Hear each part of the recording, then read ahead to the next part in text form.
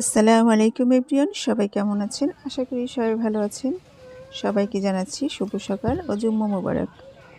হঠাৎ করে শীত পড়ে গেল, এত শীত যে আজকে খাবার নিয়ে ছাদে চলে আসলাম।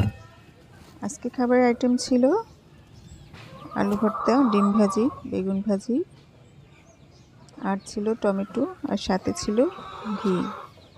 গরম ভাতের সাথে এসব খাবার খেতে দারুণ মজা। আপনারা আজকে সকালে কি খেয়েছেন কমেন্টে জানাবেন। সবাই ভালো থাকুন, সুস্থ থাকুন। আজকে এই পর্যন্ত। সবাইকে আবারও জুম্মা মোবারক জানিয়ে আজকের মতো বিদায় নিচ্ছি। আল্লাহ হাফেজ।